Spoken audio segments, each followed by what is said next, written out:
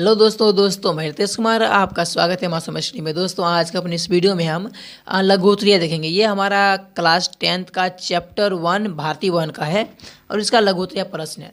वैसे हमने इससे पहले आपको अति लघुत्तरीय प्रश्न बता दिया। अगर आपने वह नहीं देखा है और देखना है तो उसका लिंक आपको वीडियो के डिस्क्रिप्शन में मिल जाएगा। वहाँ से जाकर आप आसानी से देख सकते हैं और उसको आगे बना सकते हैं। तो चलिए हम सबसे पहला क्वेश्चन देखते हैं। सबसे पहला क्वेश्चन है रासायनिक समीकरण क्या है, एक उदाहरण देकर समझाएं। यानी इसमें रासायनिक समीकरण है, इसका परिभाषा लिखना है और साथ में उसका एग्जाम्पल भी देना है।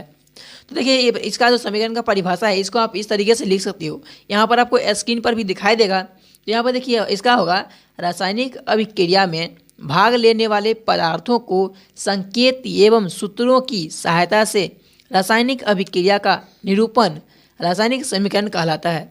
जैसे H2 + Cl2 रिएक्शन 2HCl। तो इस तरह से हमारा पहला क्वेश्चन कंप्लीट हो चुका है। आप बेझिझक अपना स्क्रीन पर देख सकते हैं और वहाँ पर आप उसको लिख सकते हैं अपने फेयर में या फिर याद कर सकते हैं। चलिए फ्रेंड्स हम बढ़ते हैं नेक्स्ट क्वेश्चन। हमारा नेक्स्ट क्वेश्चन है संतुलित समीकरण किसे कहते हैं, यानी संतुलित समीकरण का परिभाषा लिखना है।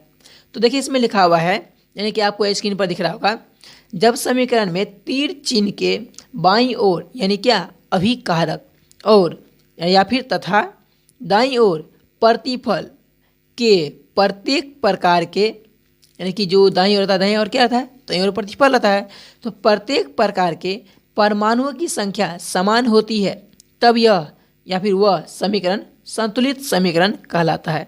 यानी कि जब समीकरण में तीर चिन्ह के बाईं ओर तथा दाईं ओर के प्रत्येक प्रकार के परमाणुओं की संख्या समान होती है तब वह समीकरण संतुलित समीकरण कहलाता है। तो इस तरह से हमारा दूसरा क्वेश्चन भी हो चुका है। अब चलिए फ्रेंड्स बढ़ते हैं क्वेश्चन नंबर 3 में। क्वेश्चन नंबर 3 है रासायनिक समीकरणों को संतुलित क्यों किया जाता है। यानी हम रासायनिक समीकरणों को संतुलित करते हैं, इसका कारण बताना है कि आखिर ऐसा क्यों होता है। तो देखिए इसके लिए हमें रासायनिक समीकरण संतुलित करने का कारण बताना है। तो जैसा कि जानते हैं कि द्रव्यमान का जो ह्रास होता है ना, द्रव्यमान को हम द्रव्यमान छोड़िए, परमाणु को हम ना ही नष्ट कर सकते हैं और ना ही निर्माण कर सकते हैं, यानी कि हम उसको सिर्फ आदान प्रदान करते हैं एक दूसरे से। तो इसी के कारण क्या होता है, हम रासायनिक समीकरण को संतुलित करना पड़ता है। तो देखिए इसमें आपको यहाँ पर मिल जाएगा, स्क्रीन पर दिख रहा होगा, द्रव्यमान संरक्षण के नियम के अनुसार किसी भी रासायनिक अभिक्रिया में न तो कोई परमाणु नष्ट होता है न ही निर्माण होता है। इसी नियम के अनुसार दोनों ओर के द्रव्यमान समान होने चाहिए और वह तभी संभव है जब दोनों ओर तत्वों के परमाणुओं की संख्या समान हो। इसी कारण से रासायनिक समीकरण को संतुलित किया जाता है। तो इस तरह से हमारा तीसरा क्वेश्चन भी कंप्लीट हो चुका है। अब देखिए 4 नंबर क्वेश्चन है रासायनिक समीकरण से प्राप्त होने वाली 3 सूचनाओं को लिखिए। यानी कि जब हम रासायनिक समीकरण लिखते हैं इससे हमें कोई बहुत सारा सूचना प्राप्त होता है, तो इसमें से हमें 3 सूचना के बारे में लिखना है। तो देखिए इसमें आपको आंसर के रूप में स्क्रीन पर दिख रहा होगा, ये आप लिख सकते हो। इसमें आपको होगा रासायनिक समीकरण से प्राप्त होने वाली 3 सूचनाएं निम्नलिखित है। पहला, यह अभिकारकों एवं प्रतिफलों के संकेत या सूत्रों की जानकारी देता है। दूसरा, यह अभिकारकों और प्रतिफलों के मोलों के अनुपात की जानकारी देता है। और तीसरा क्या, तो यह अभिकारकों और प्रतिफलों के द्रव्यमानों के अनुपात को बताता है। अब देखिए हमारा 5वां नंबर क्वेश्चन है, क्योंकि हमारा 4 कंप्लीट हो चुका है। तो 5वां है रासायनिक समीकरण से क्या फायदे हैं, यानी रासायनिक समीकरण से जो फायदा है उसको हमें बताना है। तो इसमें आप लिख सकते हो रासायनिक समीकरण से हमें निम्नलिखित फायदे होते हैं। देखिए यहाँ पर आपको हमने 1 2 करके बता दिया है, आप इसको अलग अलग करके भी स्मॉल करके लिख सकते हैं। तो हम यहाँ पर आपको सीधा बता देते हैं और उसको आप समझ के लिख लीजिएगा। तो हमारा सबसे पहला है किसी भी रासायनिक अभिक्रिया का समीकरण के रूप में निरूपण आसान होता है। इससे समय की बचत होती है तथा लिखने के लिए कागज पर कम स्थान की आवश्यकता होती है। तो इस तरह से हमारा पहला पॉइंट हुआ। हमारा अगला पॉइंट है संपूर्ण विश्व में एक ही प्रकार के रासायनिक संकेतों का उपयोग होता है, अतः वैज्ञानिकों को रासायनिक समीकरणों की जानकारी प्राप्त करने में किसी भी प्रकार की कठिनाई नहीं होती है। तो इस तरह से हमारा 5वां क्वेश्चन भी कंप्लीट हो चुका है। लेकिन हाँ, इसमें आप इसको पॉइंट को अलग अलग करके लिख सकते हो, जैसा आप पॉइंट बना सकते हो बना सकते हो। चलिए फ्रेंड्स, हम बढ़ते हैं क्वेश्चन नंबर 6 की तरफ। देखिए, हमारा क्वेश्चन नंबर 6 है, अभिक्रिया के फलस्वरूप उत्सर्जित गैस और अपक्षेप बनने की जानकारी किस प्रकार दी जाती है। तो देखिए, इसका हमारा, वैसे आप जानते होंगे, जब भी हमारा गैस बनता है तो गैस के लिए हम ऊपर वाला तीर चिन्ह देते हैं। अगर कोई अपक्षेप बनता है या फिर विलयन से कोई चीज़ विस्थापित होता है, यानी अपक्षेप के रूप में निकलता है, तो उसको हम क्या करते हैं, नीचे वाला तीर चिन्ह देते हैं। तो ये तो हो गया यहाँ पर, मतलब समझने के लिए इसको हम भाषा में कैसे लिख सकते हो। तो भाषा में लिखने के लिए आप लिखिएगा, अभिक्रिया के फलस्वरूप उत्सर्जित गैस के लिए ऊपरीमुखी तीर चिन्ह का प्रयोग किया जाता है और अपक्षेप बनने की जानकारी के लिए जो तीर चिन्ह है वो नीचे वाला, यानी नीचे का तीर चिन्ह का प्रयोग किया जाता है। तो इस तरह से आप भाषा में लिखा सकते हो। आपको बेझिझक स्क्रीन पर दिख रहा होगा, वो आप लिख सकते हो। चलिए फ्रेंड्स, हम बढ़ते हैं क्वेश्चन नंबर 7 की तरफ। क्वेश्चन नंबर 7 है, निम्नांकित समीकरण किस प्रकार की अभिक्रियाओं का निरूपण करते हैं। तो देखिए, इसमें पहला है NH4 NO2 reaction N2 plus 2H2O। तो यहाँ पर क्या हो रहा है, देखिए, तो यहाँ से एक यौगिक है, उससे एक से अधिक बन रहा है, यानी कि ये 2 भाग में टूट रहा है। तो आपने पीछा पढ़ा होगा, जब एक यौगिक से एक से अधिक प्रतिफल बनता है तो उसको हम क्या कहते हैं, उसको वियोजन अभिक्रिया कहते हैं। तो ये क्या है, ये वियोजन अभिक्रिया है। इसमें आप लिखिएगा वियोजन। अब हमारा अगला क्वेश्चन है, AgNO3 plus NaCl reaction AgCl plus NaNO3। तो इसमें आप देख रहे होंगे कि यहाँ पर 2 है और इधर भी 2 है, लेकिन देखिए, तो ये अपने आयन का आदान प्रदान किया है। देखिए, इसका Cl जो है वो AgCl पर आ गया, यहाँ पर देख सकते हैं, और इसका जो NO3 है वो Na पर आ गया, यहाँ आ गया। तो इस तरीके से अपने आयन का आदान प्रदान किया है। ये कहाँ पर होता है, ये होता है उभय विस्थापन अभिक्रिया में। तो इसलिए दूसरा क्या है, दूसरा उभय विस्थापन अभिक्रिया है। अब चलिए फ्रेंड्स, हम बढ़ते हैं क्वेश्चन नंबर 8 की तरफ। क्वेश्चन नंबर 8 है, संयोजन अभिक्रिया क्या है, यानी संयोजन अभिक्रिया का परिभाषा देना है। तो इसमें आप लिखेंगे, 2 या 2 से अधिक अभिकारक अभिक्रिया करके एक प्रतिफल का निर्माण करते हैं तो यह अभिक्रिया संयोजन अभिक्रिया कहलाते हैं। जैसे 2HO2 मतलब 2H2 प्लस O2। तो इसको आप लिखेंगे यानी 2H2, यानी संतुलित करके हम बता रहे हैं, लेकिन आप इसको लिख सकते हैं H2 प्लस O2 अभिक्रिया करके H2O, लेकिन संतुलित लिखिएगा तो ये बेहतर होता है। इसका नेक्स्ट एग्जाम्पल है H2 plus Cl2 reaction 2HCl। तो इस तरह से आप इसको एग्जाम्पल के साथ लिख देंगे। चलिए फ्रेंड्स, हम बढ़ते हैं क्वेश्चन नंबर 9 की तरफ। क्वेश्चन नंबर 9 है, आप कैसे प्रदर्शित करेंगे कि कॉपर सिल्वर से अधिक क्रियाशील होता है। तो इसके लिए हमें प्रयोग करने के लिए बता रहा है। तो देखिए, इसको आप लिखिएगा, इसको प्रदर्शित करने के लिए हम निम्नलिखित प्रयोग कर सकते हैं। तो इसमें आप लिखिएगा, कॉपर की एक प्लेट को जब सिल्वर नाइट्रेट के जलीय विलयन में डाला जाता है तो सिल्वर कॉपर द्वारा विस्थापित हो जाता है। इससे हमें मालूम पड़ता है कि कॉपर सिल्वर से अधिक क्रियाशील है। तो इस तरीके से आप लिख सकते हैं इसको। चलिए फ्रेंड्स, हम बढ़ते हैं क्वेश्चन नंबर 10 की तरफ। क्वेश्चन नंबर 10 है, ऑक्सीकरण अवकरण अभिक्रियाएं क्या है, यानी ऑक्सीकरण अवकरण अभिक्रिया का परिभाषा देना है। देखिए, इसमें आप लिख सकते हैं ऑक्सीकरण, पहले आप ऑक्सीकरण का परिभाषा देना है आपको। तो ऑक्सीकरण दीजिएगा, ऑक्सीकरण अभिक्रिया एक विशेष प्रकार की अभिक्रिया है, या फिर ऑक्सीकरण अवकरण अभिक्रिया एक विशेष प्रकार की अभिक्रिया है जो सदैव साथ साथ होती है। ऑक्सीकरण में ऑक्सीजन का संयोग या हाइड्रोजन का निष्कासन होता है, जबकि अवकरण अभिक्रिया में ऑक्सीजन का निष्कासन और हाइड्रोजन का संयोग होता है। तो इस तरीके से आप इसको लिख सकते हैं। चलिए फ्रेंड्स, हम बढ़ते हैं क्वेश्चन नंबर 11 की तरफ। तो देखिए, हमारा क्वेश्चन नंबर 11 है, निम्नलिखित अभिक्रिया में कौन संयोजन और विस्थापन अभिक्रिया है, यानी ये दोनों जो अभिक्रिया है, इस दोनों में से कौन संयोजन अभिक्रिया और कौन विस्थापन अभिक्रिया है। तो ये तो पहचानना बहुत ही आसान है। यहाँ पर देख सकते हैं, ये क्या है, KBr plus Cl2 reaction 2KCl plus Br2।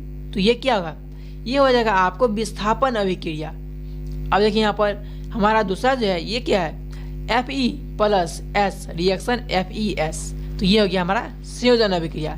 तो इस तरह से ये हो गया विस्थापन और ये संयोजन आप लिख देंगे। अब चलिए 12 नंबर क्वेश्चन है, उदाहरण सहित किसी अवक्षेपण अभिक्रिया का वर्णन करें। तो यानी अवक्षेपण अभिक्रिया क्या करना है, वर्णन करना है। तो पहले हम अवक्षेपण अभिक्रिया का जो क्या करते हैं उसका परिभाषा लिखते हैं। तो उसका परिभाषा में आप लिखेंगे वैसी रासायनिक अभिक्रिया जिसमें कोई प्रतिफल ठोस के रूप में विलयन से पृथक हो जाता है अवक्षेपण अभिक्रिया कहलाता है।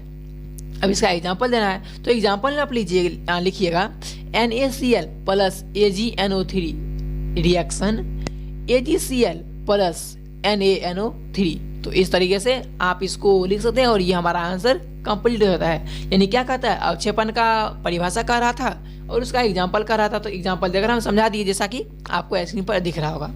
चलिए फ्रेंड्स हम बढ़ते हैं क्वेश्चन नंबर 13 की तरफ। क्वेश्चन नंबर 13 है, निम्नलिखित अभिक्रियाओं के लिए संतुलित समीकरण लिखिए। यानी कि यहाँ पर जो आपको दिख रहा होगा, देखिए यहाँ पर जैसे ये है पोटेशियम क्लोरेट को गर्म करने पर पोटेशियम क्लोराइड और ऑक्सीजन बनते हैं। तो इसका हमें क्या करना है, संतुलित समीकरण के रूप में लिखना है। वैसे भी आप पढ़े होंगे रासायनिक समीकरण किसे कहते हैं। तो किसी भी रासायनिक अभिक्रिया को संकेत या सूत्र के रूप में व्यक्त किया जाता है उसको हम रासायनिक समीकरण कहते हैं। तो यहाँ पर ये जो है यह अभिक्रिया यानी कि यह अभिक्रिया के रूप में है, रासायनिक अभिक्रिया, लेकिन इसको हमें क्या करना है, रासायनिक समीकरण में बदलना है, वो भी संतुलित में। तो इसके लिए आप लिख सकते हैं पहला के लिए 2KClO3 reaction 2KCl plus 3O2 और ऊपर वाला चिन्ह दे दीजिएगा क्योंकि यहाँ पर जो O2 है यानी ऑक्सीजन है वो बाहर निकलता है। अब चलिए फ्रेंड्स हम बढ़ते हैं क्वेश्चन नंबर, यहाँ पर देखिए 13 का सेकंड नंबर में है, सोडियम हाइड्रोक्साइड और सल्फ्यूरिक अम्ल परस्पर अभिक्रिया करके सोडियम सल्फेट और जल बनाते हैं। तो इसके लिए आप लिखिएगा रासायनिक समीकरण 2NaOH प्लस H2SO4 रिएक्शन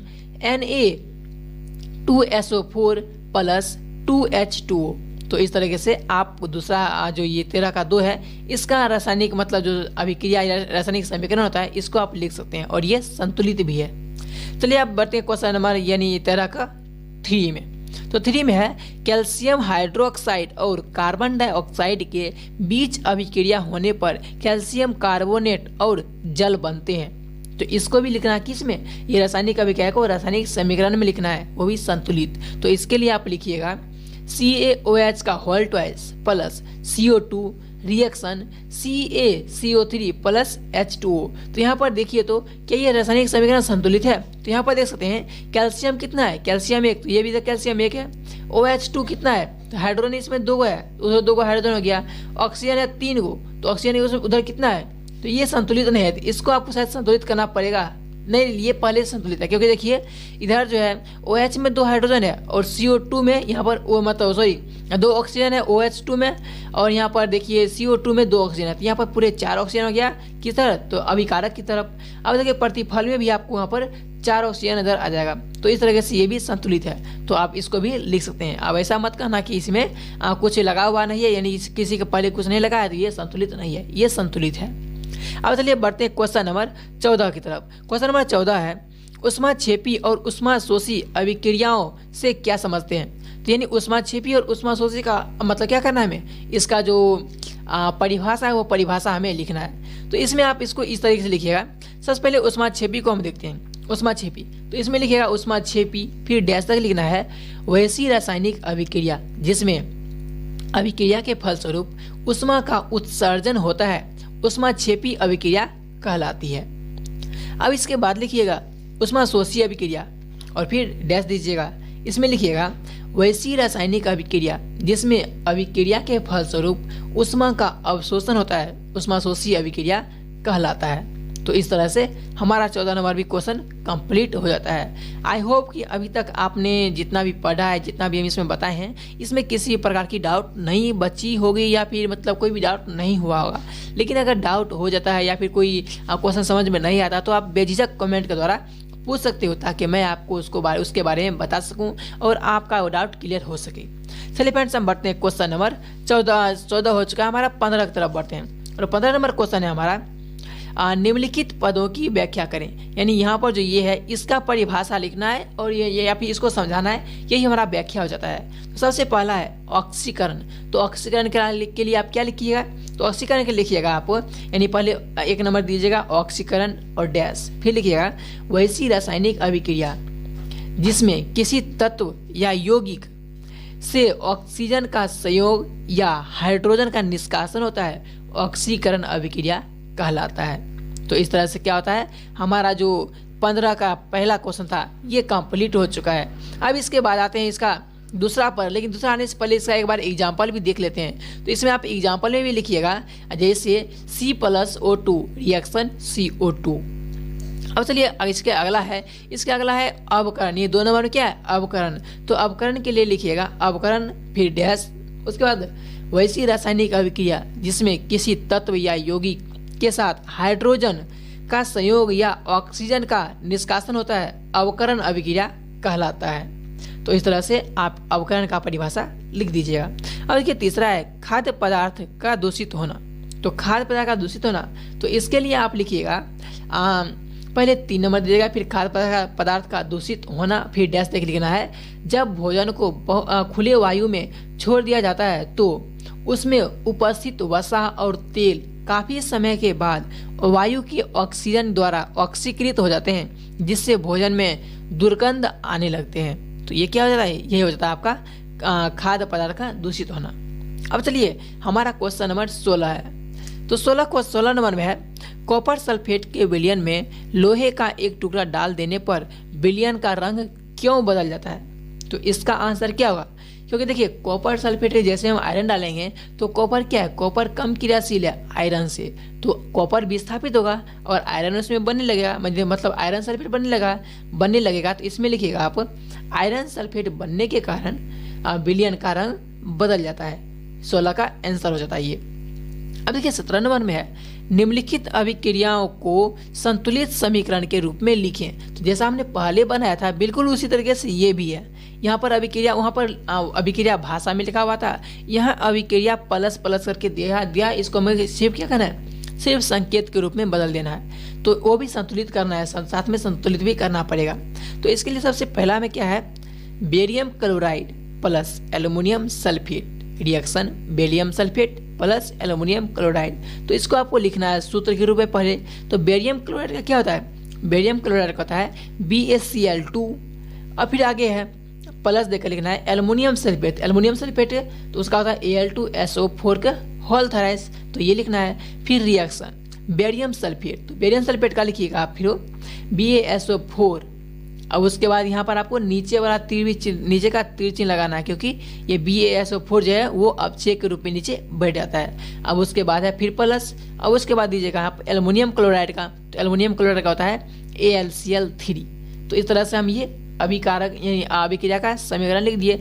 उसके बाद हमें इसको संतुलित करना है। तो संतुलित करने के लिए BaCl2 के पहले 3 लगा दीजिए, और फिर जो हम ये BaSO4 है उसके पहले आपको 3 लगाना है, और AlCl3 के पीछे भी आपको 2 लगा देना है। और इस तरह से हमारा ये भी जो अभिक्रिया है वो संतुलित हो जाता है।